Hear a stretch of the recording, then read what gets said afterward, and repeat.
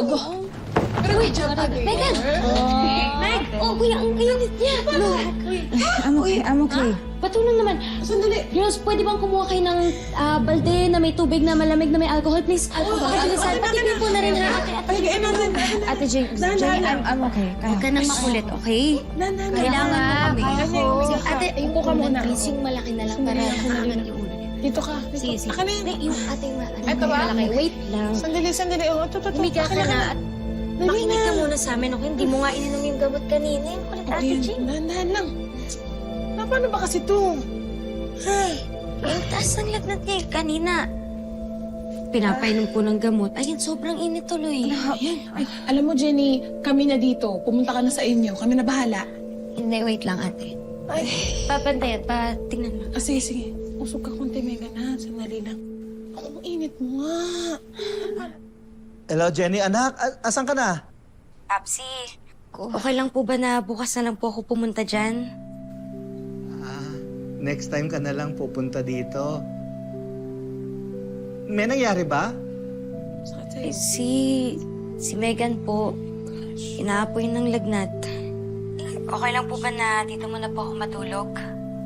Oo. Sige. Okay lang. Alagaan mo muna si Megan. Sige po. Love you, Papsi. Sige po. Jenny, ikaw nga muna dito. Tatawagin ko lang yung tatlo. Ang tagal-tagal eh. Oo nga, ate,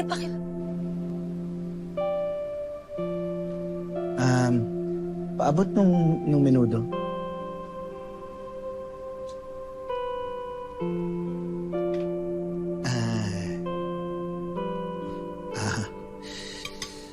Dadalhin ko lang muna to kay Lahiner at Lolong. Pampupulutan na lang muna namin to. Okay lang?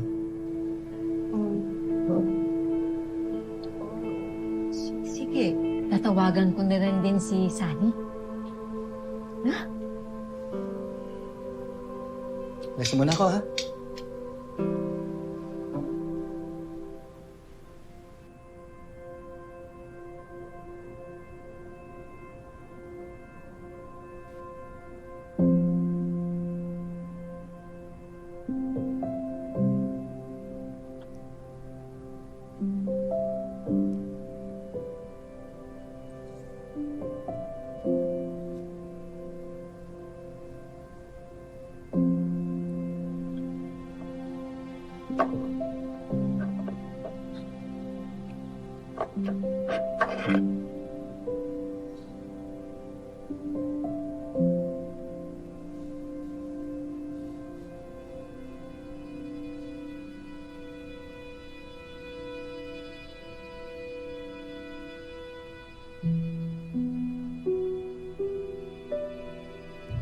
Malaking pagkakamali kapag sinabi mo kay Jenny, yung kapatid mo, pwedeng agawin lahat ng meron ka.